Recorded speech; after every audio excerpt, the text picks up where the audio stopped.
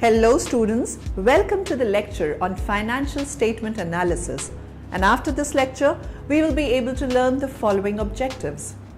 Explain financial statement analysis, discuss the types of financial analysis, discuss ratio analysis, define the classification of ratio analysis, explain fund flow analysis, discuss cash flow analysis. Financial statement analysis is a common technique that allows small business owners to review their company operational performance. It is the process of examining relationships among financial statement elements and making comparisons with relevant information. It is a valuable tool used by investors and creditors, financial analysts, and others in their decision-making processes related to stocks, bonds, and other financial instruments. Analysts can obtain useful information by comparing a company's most recent financial statements with its results in previous years and with the results of other companies in the same industry. Three primary types of financial statement analysis are commonly known as horizontal analysis, vertical analysis, and ratio analysis. Types of analysis. Horizontal analysis. When an analyst compares financial information for 2 or more years for a single company, the process is referred to as horizontal analysis, since the analyst is reading across the page to compare any single line item, such as sales revenues. Vertical analysis. The term vertical analysis applies because each year's figures are listed vertically on a financial statement. When using vertical analysis, the analyst calculates each item on a single financial statement as a percentage of a total. Ratio analysis. Ratio analysis enables the analyst to compare items on a single financial statement or to examine the relationships between items on two financial statements. After calculating ratios for each year's financial data, the analyst can then examine trends for the company across years.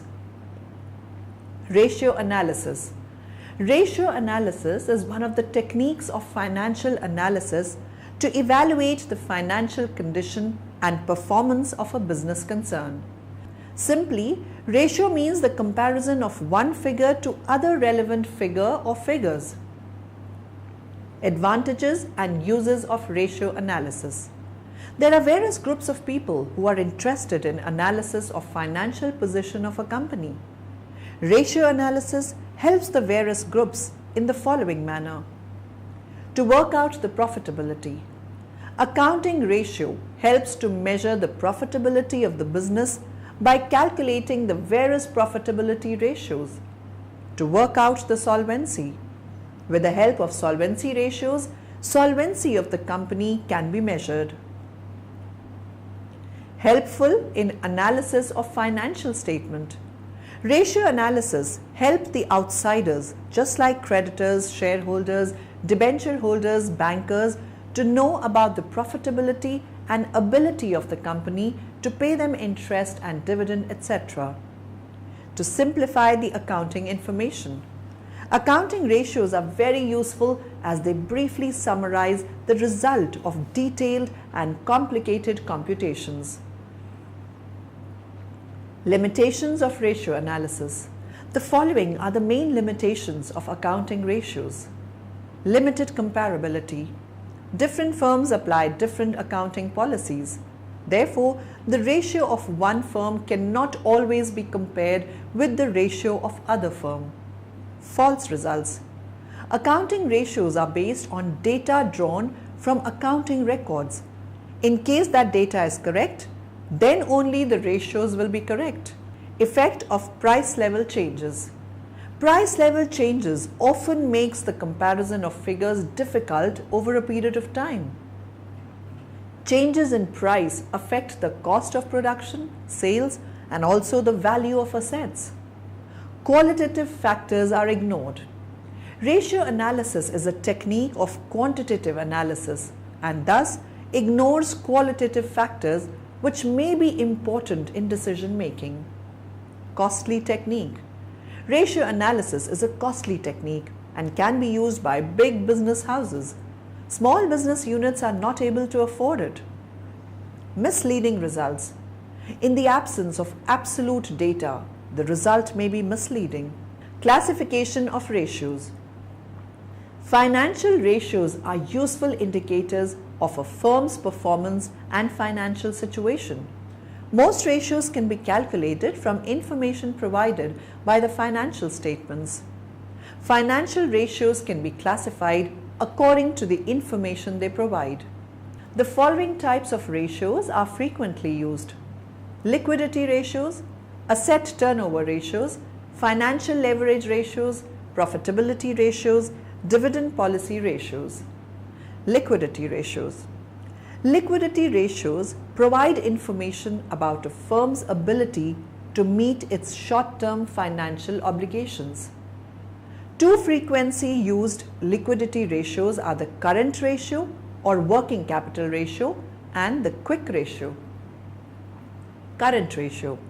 The current ratio is the ratio of current assets to current liabilities. Current ratio is equal to current assets divided by current liabilities. The current ratio is the most basic liquidity test.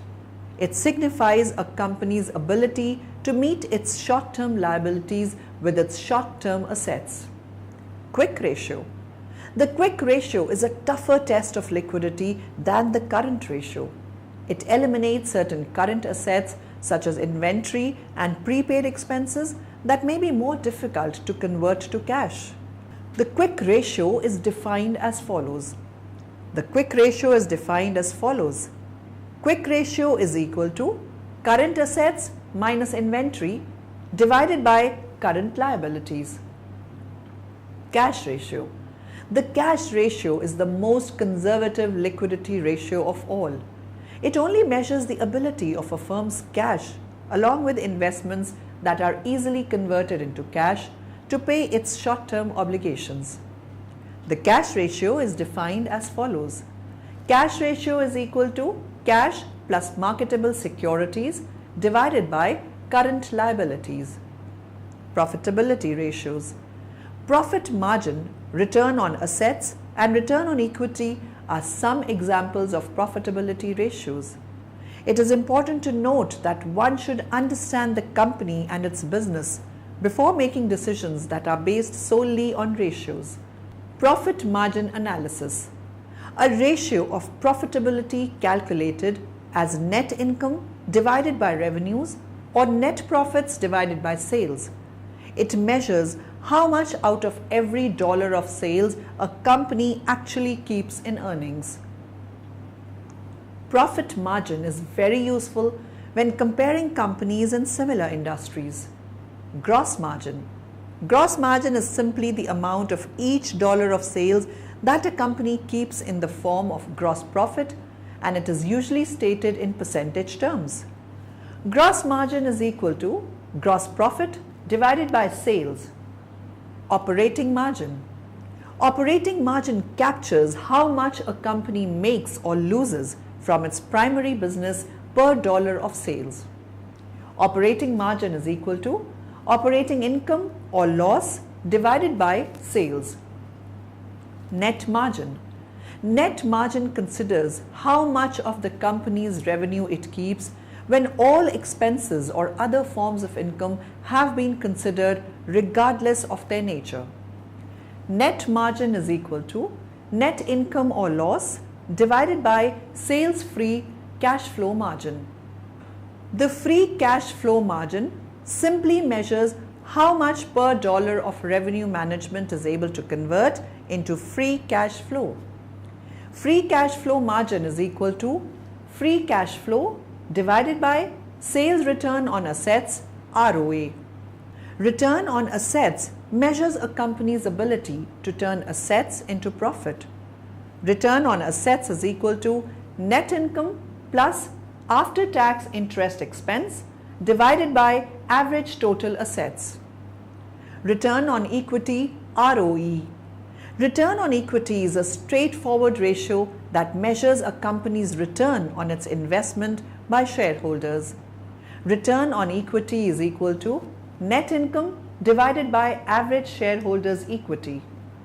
Financial leverage ratios. A company's leverage relates to how much debt it has on its balance sheet, and it is another measure of financial health. Financial leverage ratios provide an indication of the long-term solvency of the firm. Debt equity. The debt-equity ratio measures how much of the company is financed by its debt holders compared with its owners. Debt equity is equal to short-term debt plus long-term debt divided by total equity. Interest coverage. The interest coverage ratio measures a company's ability to meet its interest obligations with income earned from the firm's primary source of business. Interest coverage is equal to operating income divided by interest expense. Asset turnover ratios. Asset turnover ratios indicate of how efficiently the firm utilizes its assets. Two commonly used asset turnover ratios are receivables turnover and inventory turnover. Receivables turnover. Receivables turnover is an indication of how quickly the firm collects its accounts receivables and is defined as follows. Receivables turnover is equal to annual credit sales divided by accounts receivable. Inventory turnover. It is the cost of goods sold in a time period divided by the average inventory level during that period. Inventory turnover is equal to cost of goods sold divided by average inventory. Total asset turnover. Total asset turnover is a catch-all efficiency ratio that highlights how effective management is at using both short-term and long-term assets. Total asset turnover is equal to revenue divided by average total assets. Dividend policy ratios. Dividend policy ratios provide insight into the dividend policy of the firm and the prospects for future growth. Two commonly used ratios are the dividend yield and payout ratio. A high dividend yield does not necessarily translate into a high future rate of return. It is important to consider the prospects for continuing and increasing the dividend in the future. Dividend yield is equal to dividends per share divided by share price. The dividend payout ratio is helpful in this regard and is defined as follows.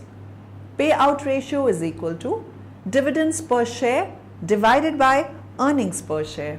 Use and limitations of financial ratios. A reference point is needed.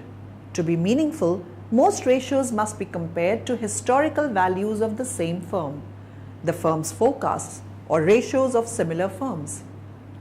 Most ratios by themselves are not highly meaningful. They should be viewed as indicators with several of them combined to paint a picture of the firm's situation. Year-end values may not be representative. Certain account balances that are used to calculate ratios may increase or decrease at the end of the accounting period because of seasonal factors. Ratios are subject to the limitations of accounting methods. Different accounting choices may result in significantly different ratio values. Fund flows analysis. Fund flow analysis is accomplished by preparing a fund flow statement for evaluating the uses of funds and determining the sources of funds to finance those users. Fund flow analysis is done by studying past fund flows and projecting future fund flows. Fund flow statement. Fund flow statement is a statement which shows the inflow and outflow of funds between two dates of balance sheet. So, in company level business, it is very necessary to prepare fund flow statement to know what the sources are and what are the applications of fund between two dates of balance sheet.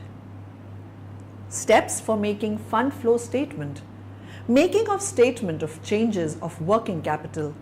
For making of fund flow statement, it is very necessary to make statement of changes of working capital, because net increase in working capital is use of fund and net decrease in working capital is source of fund. If current assets are less than previous year current assets, it means decrease in working capital. Statement showing the fund from operation. Operation means business activity and fund from operation means profit from business activity. So before making fund flow statement, we must make statement showing the fund from operation. Advantages of funds flow statement. Since it gives the figures of cash inflow from operations, it gives much more reliable picture of the results of operations than the usual profit and loss account. Since cash or funds is the basis for carrying on operation, the funds flow statement prepared on an estimated basis for the next period will enable a firm to plan its financial operations properly. The statement for the previous year compared with the budget prepared before the year commenced will show to what extent the resources for the company or the firm were used according to plan, to what extent the utilization was unplanned or not proper. Applications or uses of funds. Funds lost in operations. Redemption of preference share capital. Redemption of debentures. Repeat. Redemption of debentures. Repayment of long-term loans. Purchase of long-term loans.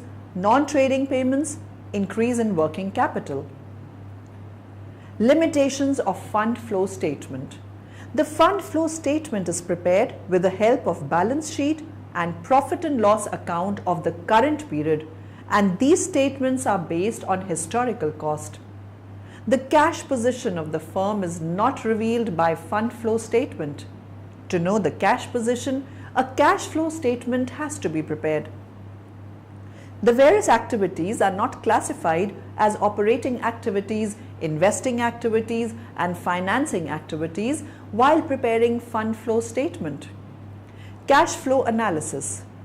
Cash flow analysis is the study of the cycle of our business's cash inflows and outflows with the purpose of maintaining an adequate cash flow for our business and to provide the basis for cash flow management. Cash flow analysis involves examining the components of your business that affect cash flow, such as accounts receivable, inventory, accounts payable, and credit terms. The cash flow statement. A typical cash flow statement is divided into three parts: cash from operations, cash from investment, and cash from financing activities. Cash flow statements facilitate decision making by providing a basis for judgments concerning the profitability, financial condition, and financial management of a company. The cash budget. Cash budgets provide much more timely information regarding cash inflows and outflows. Cash budgets provide much more detailed information than cash flow statements. Cash budgets will typically distinguish between cash collections from credit customers and cash collections from cash customers. The cash budget is grounded in the overall projected cash requirements of a company for a given period. Uses of cash flow statement. Cash flow statement gives information regarding sources and application of cash and cash equivalents for a specific period so that it becomes easier to plan investment, operating and financial needs of an enterprise. Cash flow helps to understand liquidity and solvency. Solvency is the ability of the business to pay its current liabilities. Cash flow statement provides information relating to surplus or deficit of cash. A comparison of the cash flow for the previous year with the budgeted figures of the same year will indicate as to what extent the cash resources of the business were generated and applied according to the plan. Cash flow statement explains the reasons for lower and higher cash balance with the firm. Limitations of cash flow statement. Non-cash transactions are ignored. Not a substitute for income statement. Not a test of total financial position. Historical in nature. Summary. Now in the end, let us summarize what we have learnt in this lecture. Financial statement analysis is a common technique that allows small business owners to review their company operational performance. Different firms apply different accounting policies. Therefore, the ratio of one firm is compared with the ratio of other firm. Financial ratios are useful indicators of a firm's performance and financial situation. The biggest difference between each ratio is the type of assets used in the calculation. Short-term creditors prefer a high current ratio since it reduces their risk. Fund flow analysis is accomplished by preparing a fund flow statement for evaluating the uses of funds and determining the sources of funds to finance those users. Cash flow is essentially the movement of money into and out of your business. It is the cycle of cash inflows and cash outflows that determine your business's solvency.